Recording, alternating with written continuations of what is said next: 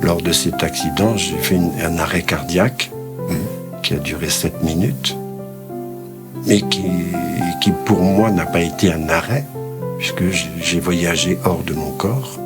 Je le sais, je me suis vu au sol. J'ai vu ma tronche derrière le casque, ensanglantée. Oui, je me suis reconnu, je savais que j'étais plus dans mon corps. Et là, je me suis mis à pleurer. Comme un enfant.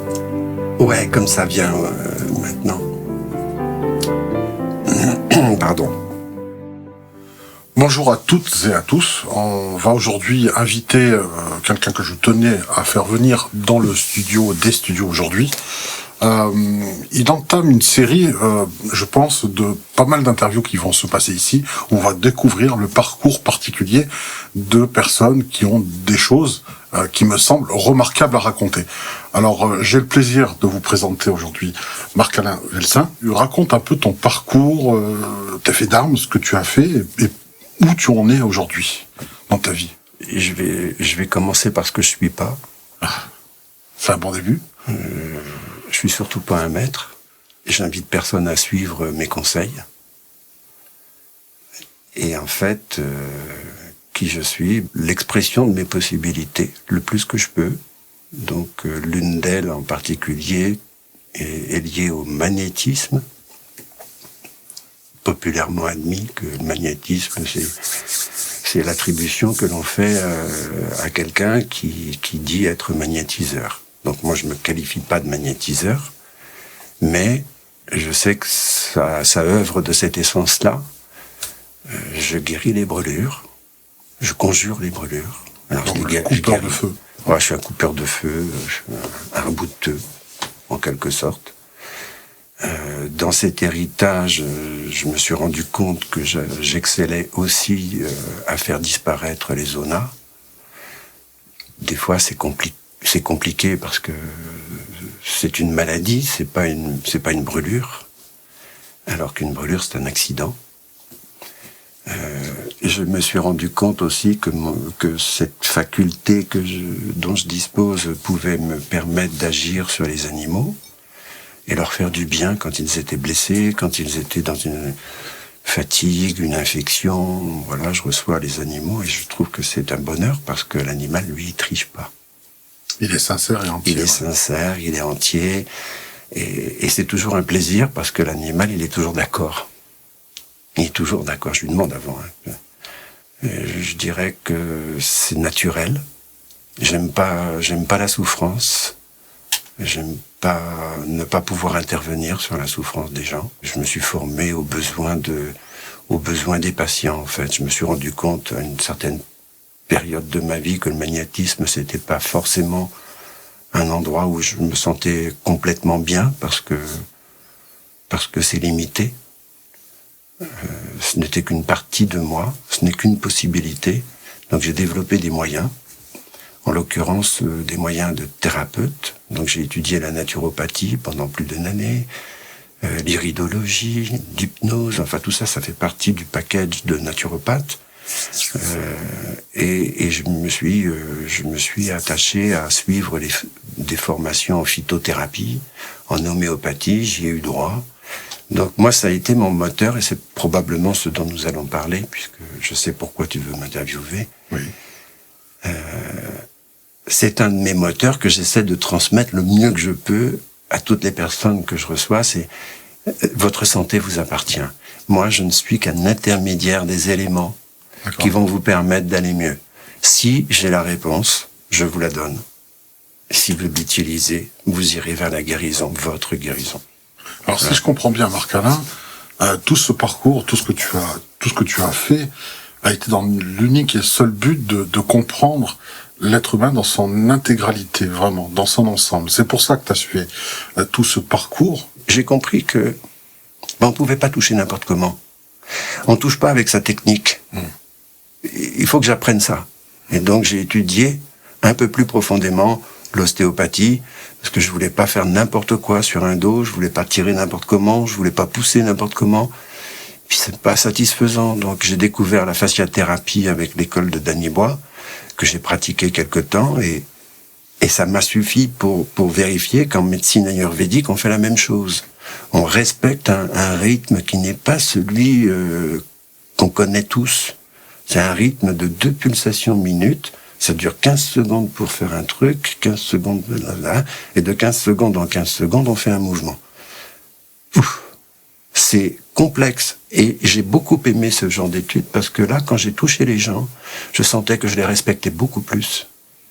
Il y a aucune manipulation. C'est que... Il n'y a pas de réticence de l'autre côté, il y a pas de... Mais même si la personne est tendue, énervée, en colère, je peux vous toucher. Rien que le oui, c'est un abandon. Rien que le oui. Et puis ils sont là pour ça. Donc, ils sont là pour être touchés, pas pour être manipulés. Pas pour être irrespectés, pas pour subir une technique. Moi, tout ce que je sais se résume à qu'est-ce que je peux faire? En quoi puis-je être utile? Je sais jamais où je vais, même si je connais la personne. Parce que d'une séance à l'autre, je sais pas ce qu'elle a fait. Je sais pas qui elle a rencontré. Je sais pas avec qui elle s'est trouvée en amour et d'autres avec qui elle s'est trouvée en colère. J'en sais rien. Combien de personnes? Ouais. Voilà, on peut pas savoir. Un thérapeute ne peut pas dire je connais ce patient parce qu'il est changeant. Alors dans ta pratique, on voit bien que tu touches à plusieurs branches en fait qui sont dues à des médecines alternatives qui sont éprouvées de manière séculaire. Hein, on est bien d'accord. Mais qu'est-ce que tu en tires toi personnellement lorsque tu as un patient, quelqu'un qui vient te voir pour être soigné? Comment tu mets au service de la personne toute cette connaissance? Comment tu arrives à faire l'entonnoir dans ta tête? Est-ce que tu switches ou est-ce que c'est un ensemble intégré pour toi? D'abord, ce qui m'importe, c'est de faire tomber les drapeaux. Je suis cassé de partout. Ça, c'est le drapeau que tu portes pour dire je suis cassé de partout. Bon, moi, je sais très bien que t'es pas cassé n'importe comment. Oui. Hein? Tu t'es pas non plus cassé n'importe comment. Ouais. Voilà. Bon. Voilà comment je vais commencer. Je vais dire, ok, est-ce que tu sais pourquoi t'es cassé? Si tu sais pourquoi, on y arrivera beaucoup plus facilement. Si tu sais pas pourquoi, je vais faire ce que je peux. Est-ce que tu veux bien que je te touche? Voilà. D'accord. Et donc, parce que t'es cassé, je vais m'occuper de ce qui peut être réparé. Donc, qu'est-ce que je vais faire? Je vais vérifier toutes les articulations. Par exemple, tout ce que je sais faire. Oui. Représente une corde sur une harpe. Oui. Et je joue la musique du patient. Tu adaptes la partition. J'écoute. Par quoi voulez-vous commencer? Ah, cette mélodie-là, d'accord. Ben, je vais m'occuper de la mélodie corporelle, mécanique, d'accord. C'est l'émotionnel. Oh, pourquoi pas? Quand tu es magnétiseur à la base, c'est un don que tu as reçu, on le précise quand même. C'est quelque chose que tu as eu très tôt. Est-ce que tu peux raconter un peu la genèse? Comment t'est apparu ce don? Parce que c'est sa maman qui a transmis le don à mon grand-père et à son frère, qui les ont transmis à leurs enfants, mais à un seul des enfants. Donc le grand-père en question, le mien, a reçu le don, mais il l'a, lui, utilisé en tant que sourcier. On venait le voir de toute la Bretagne pour trouver une source. Il se mettait au-dessus de la source. Il dit, elle est là, 60 tant de mètres, etc. Exactement au métrage qu'il avait défini et au débit qu'il arrivait à prononcer. Donc c'est vraiment un don de famille. C'est un don de famille. D'accord. Ma maman ne l'a pas exploité. Donc Pourquoi, le don se transmet d'une femme à un homme. Donc la maman à son fils, le fils à sa fille, la fille à son fils, etc. D'accord. Ça change de sexe à chaque fois pour qu'il se bonifie de l'énergie complémentaire de son usage. D'accord. C'est bon, voilà. Ça. C'est uniquement cette raison. C'est intéressant. Le féminin n'est pas le masculin, et l'usage du masculin, quand le féminin n'a pas été exploité, il fallait que moi je trouve un complément féminin dans mon travail, et donc l'aide aux autres, pour moi c'est un acte féminin. C'est maternant, c'est paternant, c'est guider les individus à ce qu'ils s'éveillent à eux-mêmes, voilà, le chemin de liberté ne m'appartient pas, il appartient à la personne. Donc tout mon travail n'est pas définissable. C'est plutôt le travail de la personne qui est définissable. D'accord. C'est chercher ce que les gens sont n'est pas qui ils sont. Mais ton don en lui-même, ne te suffisait pas et tu voulais aller plus loin. Tu t'es dit, bon, c'est bien d'avoir un don, c'est bien de pouvoir soulager la douleur avec mon magnétisme, mais t'as eu cette volonté d'aller plus loin. Parce que c'est quand même pas rien de... J'ai voulu aller vers l'humain. Oui. Avec le maximum de compassion possible. Aujourd'hui, je retourne vers l'animal avec le maximum de plaisir. Quand est-ce qu'est venue justement cette envie de soigner aussi les animaux? Parce que les humains, depuis tout petit. Ah, tout petit aussi, ça a commencé. Donc j'avais 5 ans avec mon grand-père, les gendarmes arrivent, Pimpon, 3 heures du matin, j'ai 5 ans, et le grand-père il vient me réveiller, il me dit viens on va avec les gendarmes. Je dis Pépé, moi j'ai rien fait.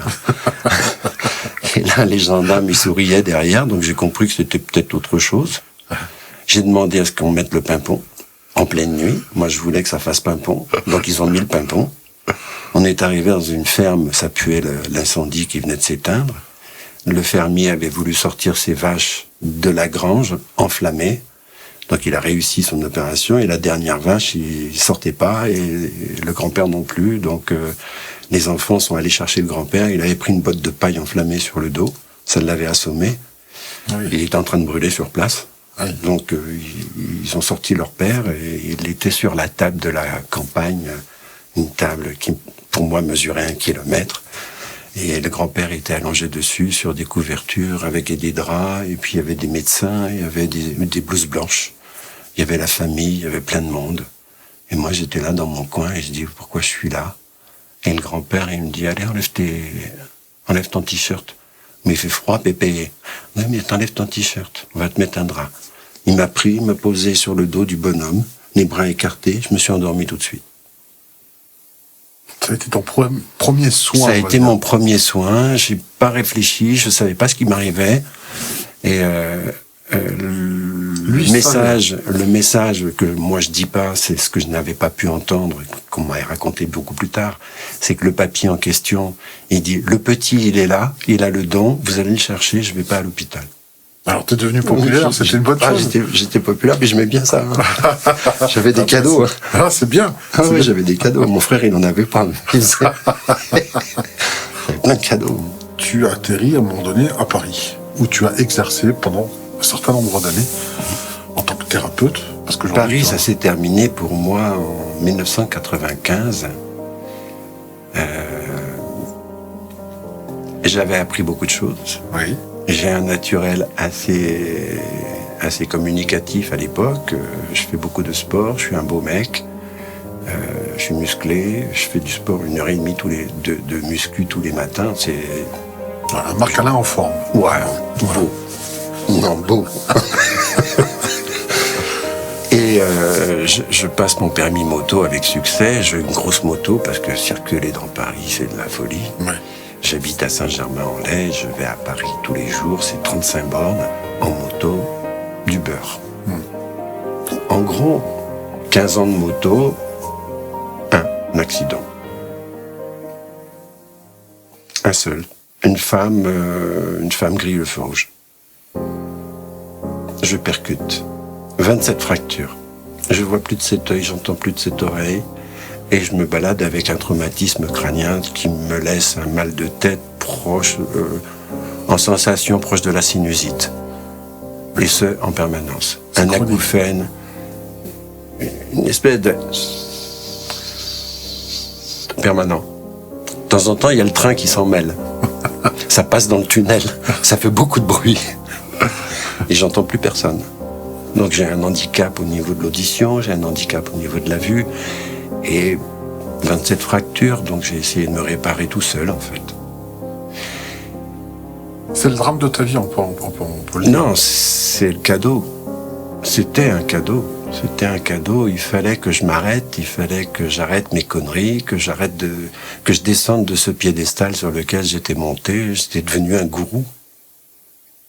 Tu l'admets aujourd'hui, tu l'as compris, ça.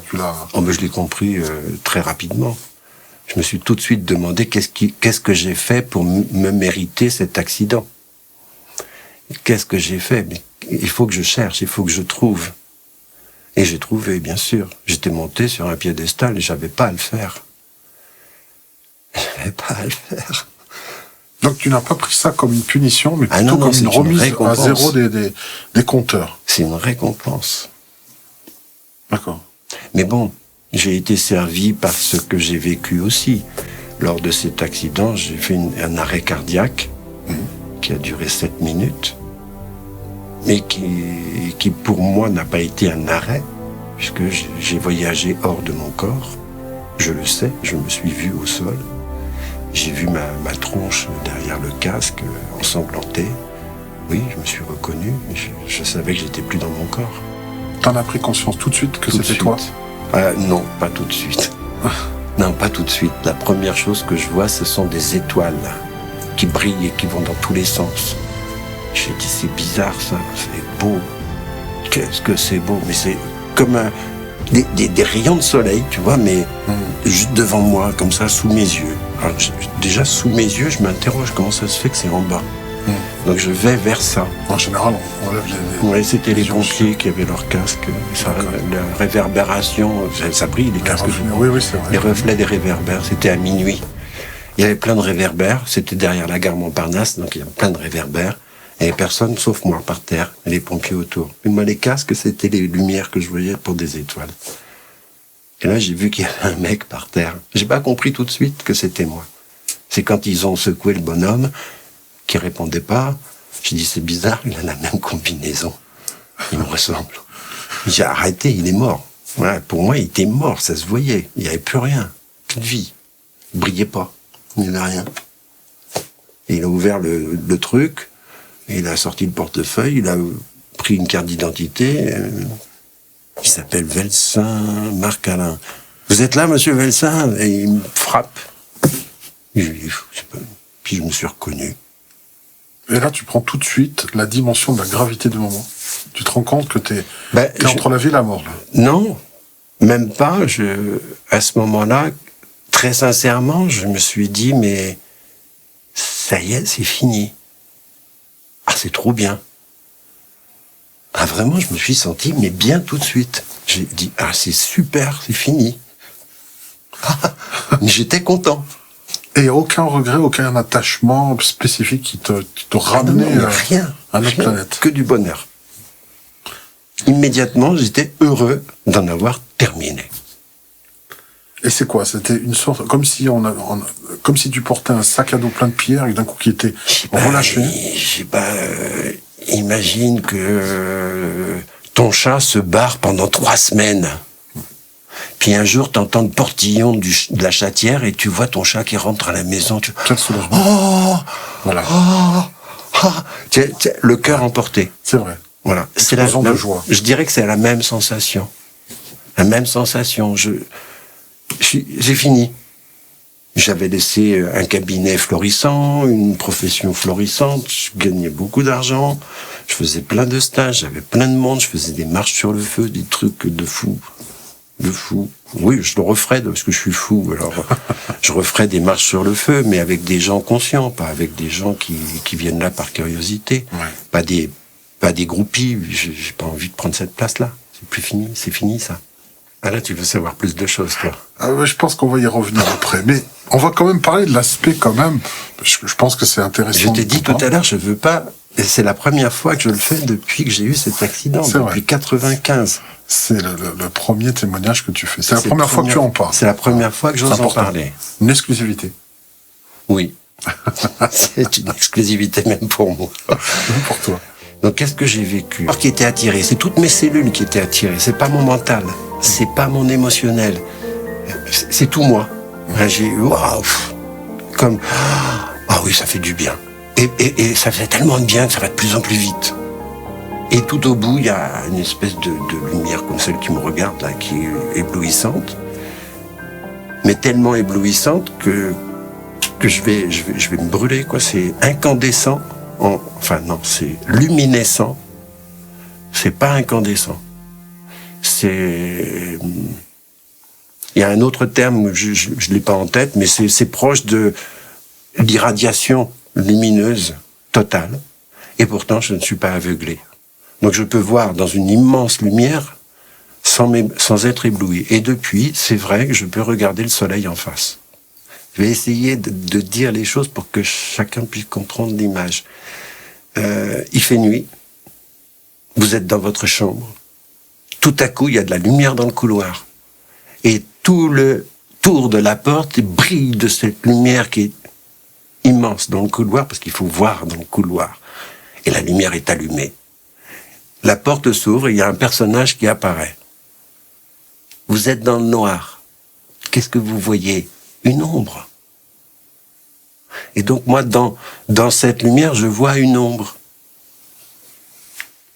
Et plus je m'approche de cette ombre, plus je me sens bien. Donc une ombre accueillante. Une ombre dans la lumière, mais c'était un être.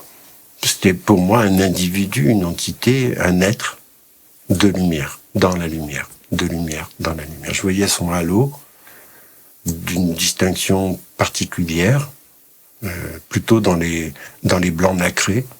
Voilà, un beau halo complet, tout autour du corps. Pas de forme, je dirais comme une toupie, voilà, la tête et puis les épaules, et hop, ça se terminait un peu comme Arthur le fantôme, en pointe, mais flou. Le bas est flou. Je suis attiré. Il est beau, calme, serein, souriant, accueillant, plein d'amour dans ses yeux. Un père, un frère, un ami, un regard bienveillant. Et sans chercher à savoir comment j'ai fait mon compte, j'ai mis mes mains comme ça de chaque côté de mon corps.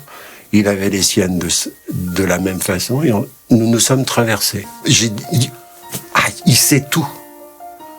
Non, comme s'il avait imprégné tout mon parcours et je me suis dit, il sait tout. Et moi, j'ai su ce que je devais savoir de lui.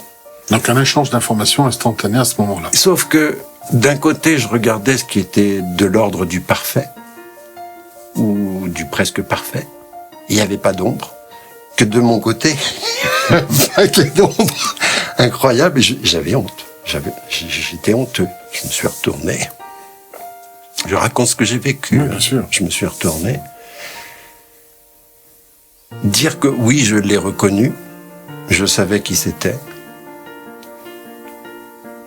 Ce sera peut-être le sujet d'une autre discussion, parce que c'est assez vaste l'explication. Là, il m'a simplement dit qu'est-ce que tu fais là? Ben, j'ai fini mon voyage terrestre. C'est ce que tu lui as répondu.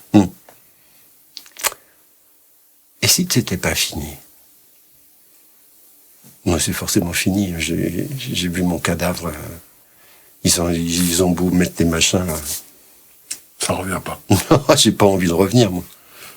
C'est fini. Pourquoi t'as pas envie de revenir? Et là, je me suis mis à pleurer. Comme un enfant. Ouais, comme ça vient maintenant. Pardon. Je voulais pas revenir parce que j'avais pas connu ce que voulait dire le mot aimer. Pour moi, l'amour n'existait pas sur Terre et je dis non, il n'y a pas d'amour sur Terre. Donc tu n'en voulais plus, tu voulais rester là-haut. Tu ressentais plus d'amour là où tu étais? Non, j'étais dans la quiétude. Je peux pas dire que... Oui, le mot aimer est a tellement de vastitude que dire que c'était de l'amour. Oui, c'était de l'amour. C'était rempli de quiétude, de bienveillance, de sérénité, de calme, de joie. Tout était là. Comme une présence de tout. Mais c'est pas définissable. C'est une sensation. Le chat rentre au bout de 3 semaines. L'émotion est revenu et tu le prends dans tes bras. Il y a un moment de silence où les deux se retrouvent. Tu goûtes le plaisir et de retrouver. Et chacun pleure de son côté la joie de retrouvailles. Voilà. Moi, j'étais dans la joie de ça. Et tu sentais, que tu J'étais joyeux de lui dire, mais j'ai fini, ça y est, je suis revenu. Comme une libération. Tu t'es libéré. libéré. Tranquille. Et il me dit, est-ce que tu es sûr que c'est fini? Je dis oui, c'est fini. Et si l'amour existe vraiment et que tu ne l'as pas vu, tu regardes. Je regarde. Je vois l'amour de ma mère.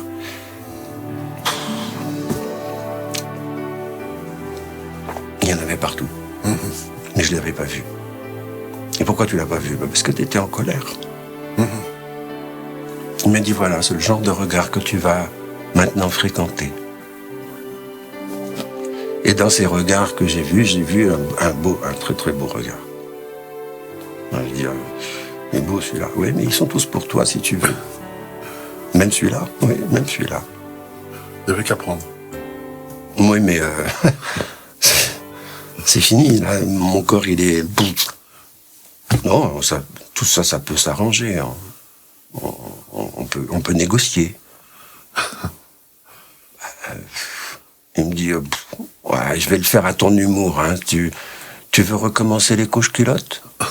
Tu veux recommencer les mêmes parents? Les devoirs à l'école? Ah non. Non, une fois, ça va. C'est bon.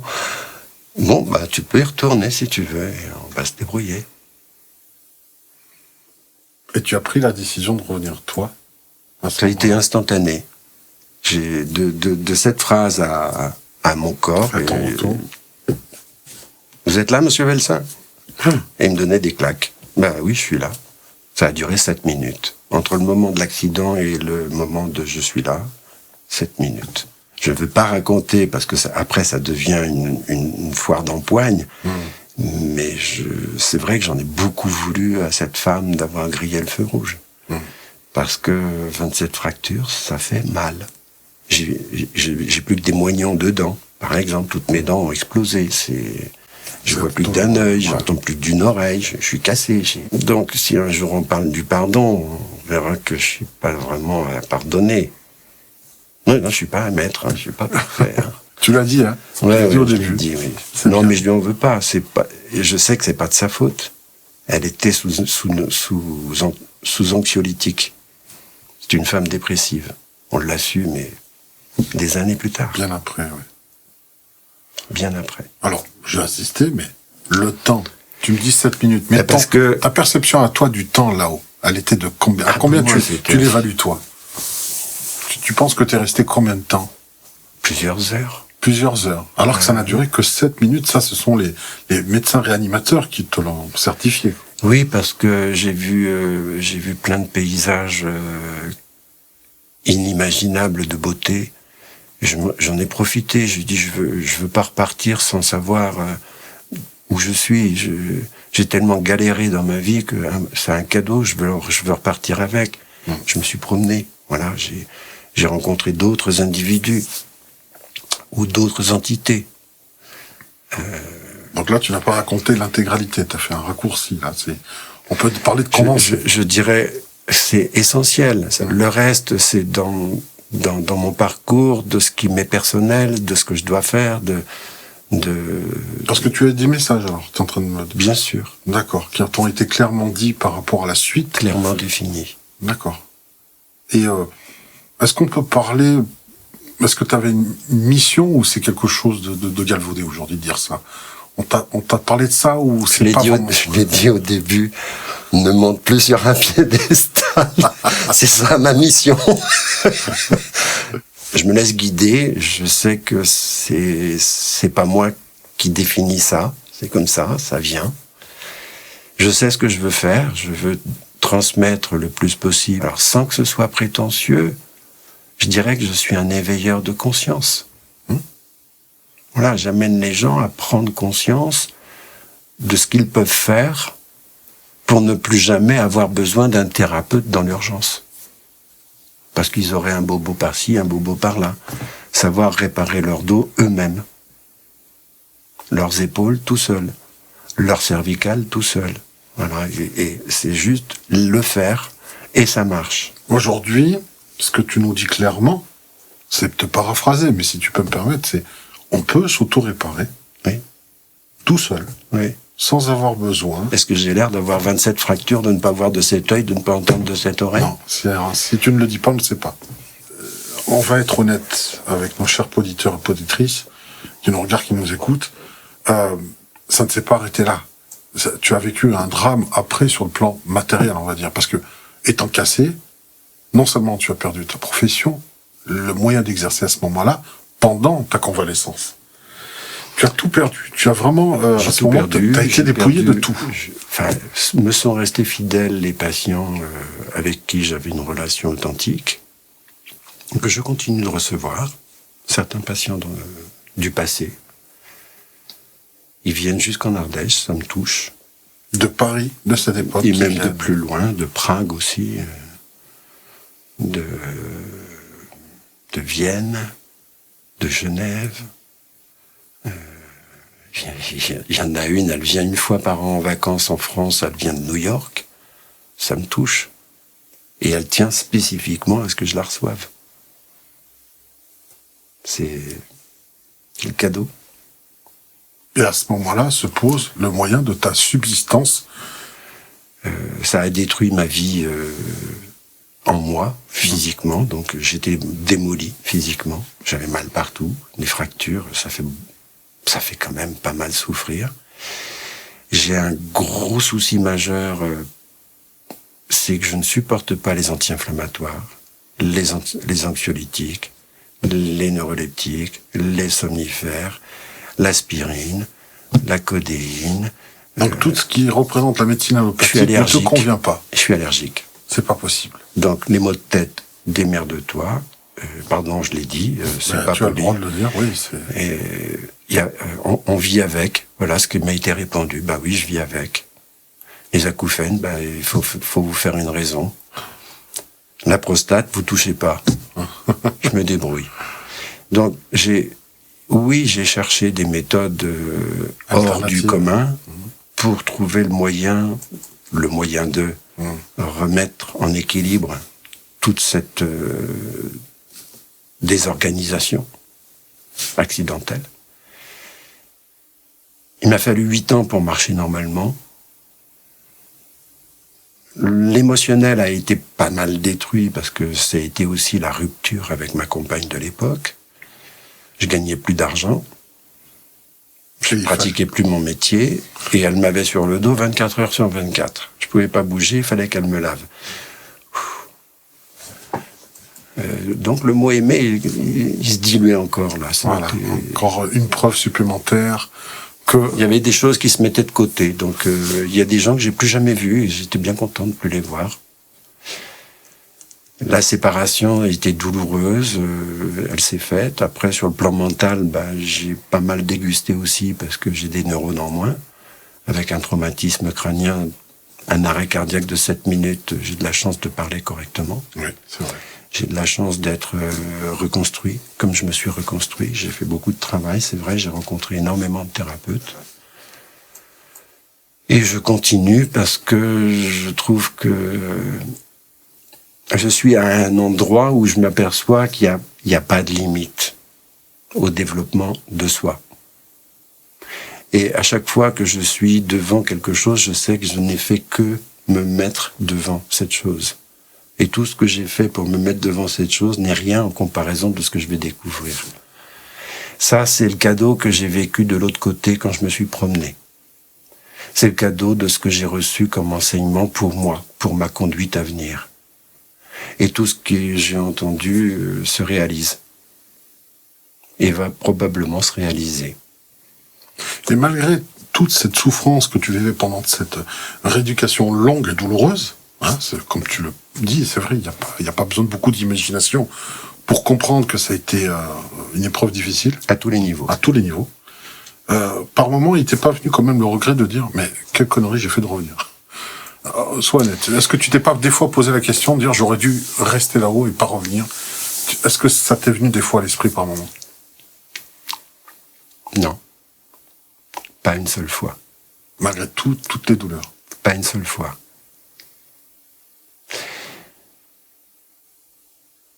Je peux pas dire que de l'autre côté, les entités qui nous parlent ne mentent pas.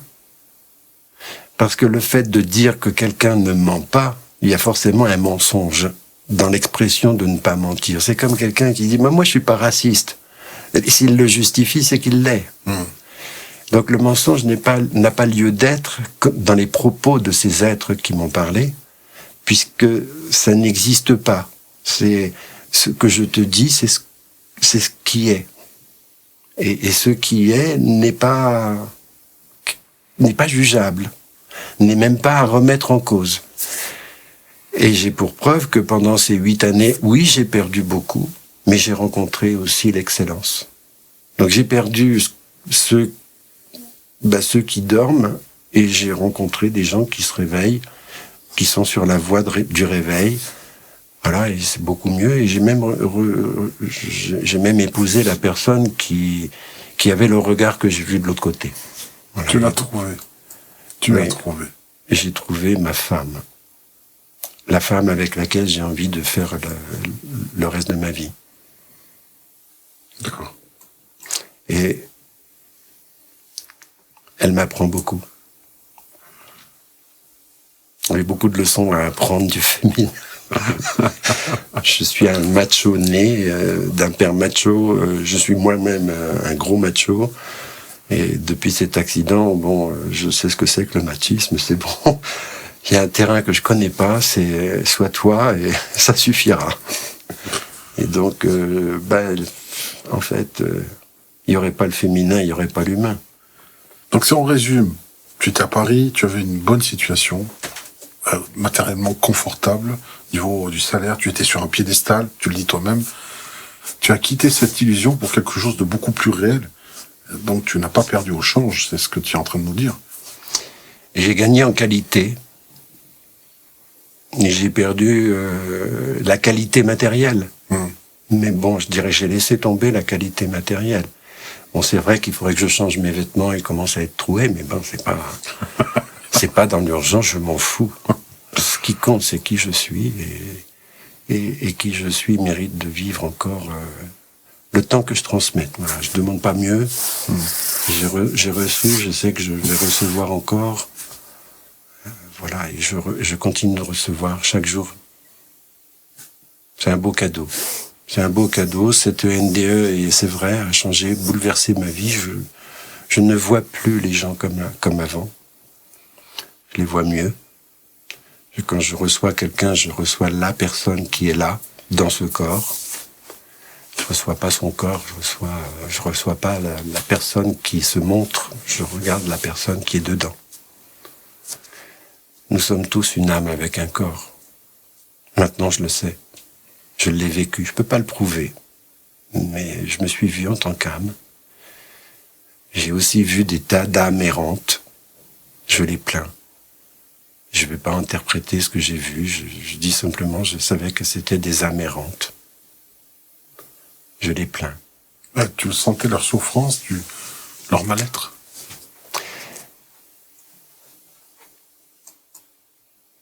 Non. Je les voyais. Elles. Incapables d'ouvrir les yeux. Incapables de voir que la lumière était là. Passant devant, sans se rendre compte que c'était là, devant eux. Ça, c'est un peu comme un aveugle qui traverse et qui sait pas, qui ne doit pas traverser à ce moment-là. Mais il traverse quand même. As-tu déjà fait des longs parcours dans des trains où les gens dorment? Oui. Et quand tu vas au wagon-restaurant, il y en a beaucoup qui sont endormis. Oui. Par exemple, à 1h du matin. Il y en a beaucoup qui dorment. Et puis de temps en temps, tu vas en voir un qui lit un bouquin, un autre qui est sur son ordinateur. Donc, vos regards se croisent.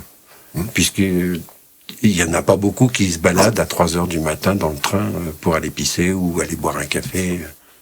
Donc, les gens qui sont réveillés se voient et ils se regardent. C'est comme ça que tu as vécu. C'est comme ça que je vis aujourd'hui. Les gens qui sont réveillés se voient et ils se regardent. Il y en a de plus en plus des gens qui s'ouvrent, qui s'éveillent, qui tapent à la porte du réel et de la vérité. Il y en a plein. De plus en plus. Il y a de plus en plus de mouvements écologiques et j'en suis ravi. Il y a beaucoup de bonheur qui se met en place sur Terre. On parle beaucoup du malheur, c'est vrai. Mais bon, ça fait partie des lois. Il y a un retournement de situation en ce moment il faut regarder, c'est vrai, il y en a plein. Il y a plein de gens qui parlent correctement, qui s'adressent au public en personne vraie.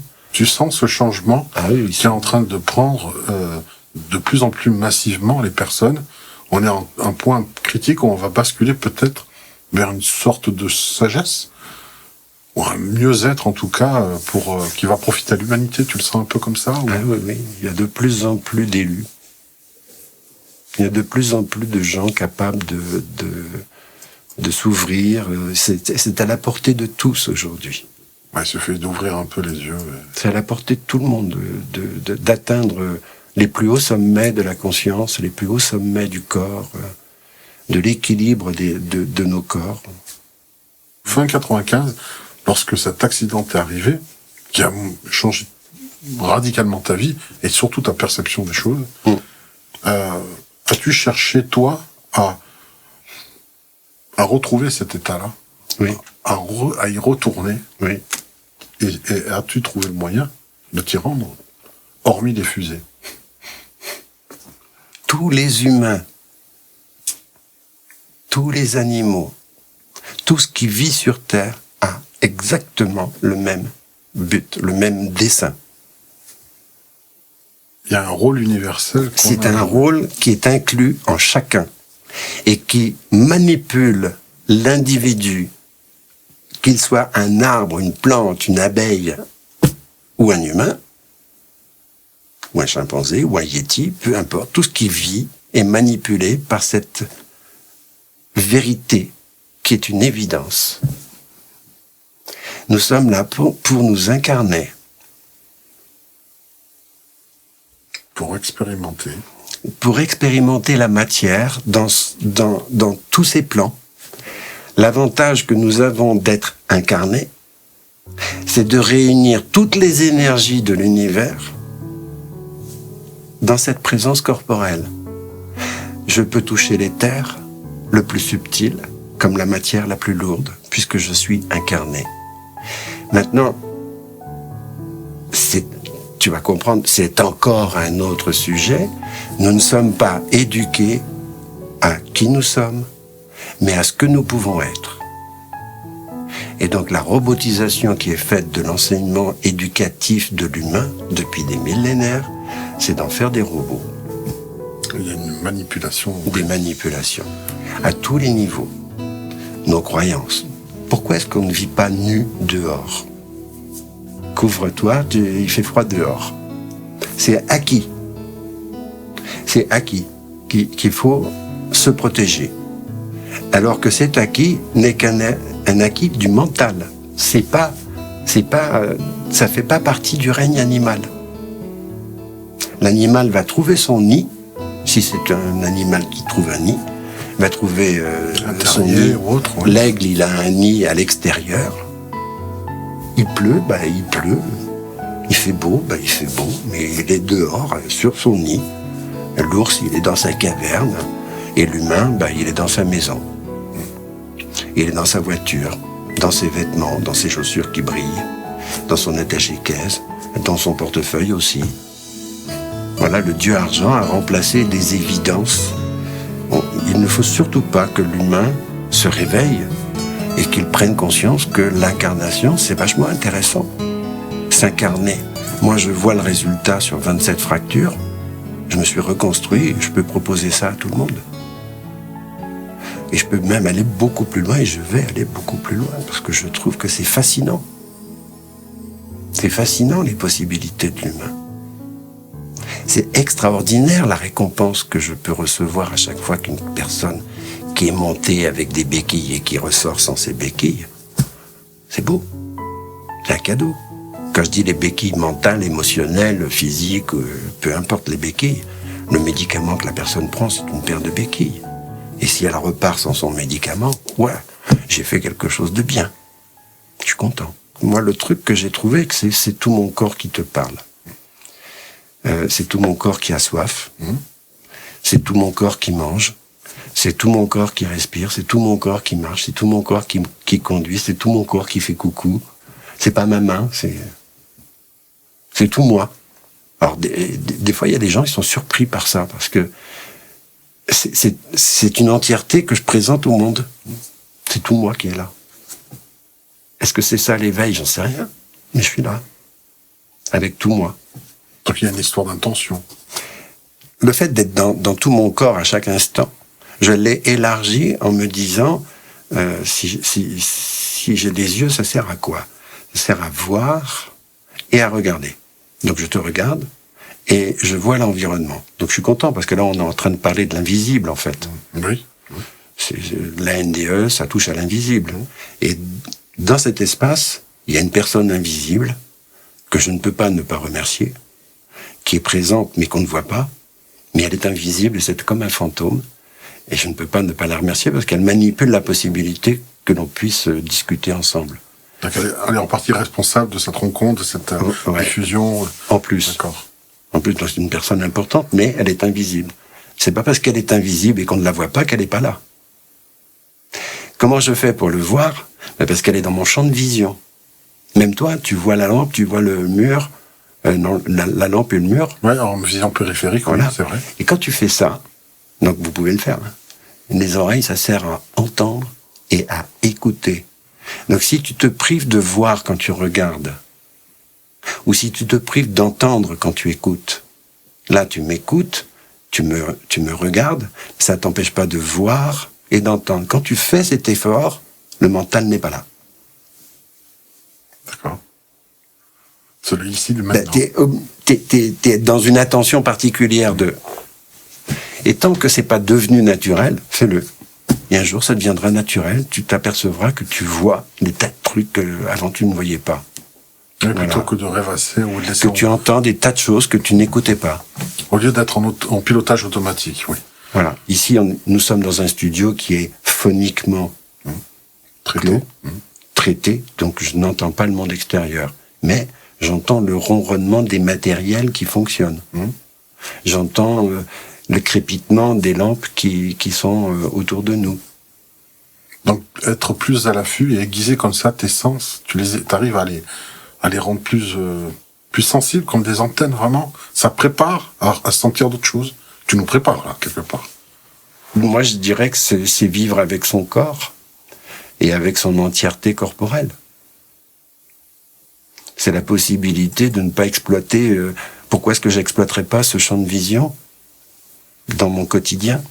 Pourquoi est-ce que je n'écouterais pas ce que j'entends? Si je mets la radio dans ma voiture, j'entends pas forcément le moteur.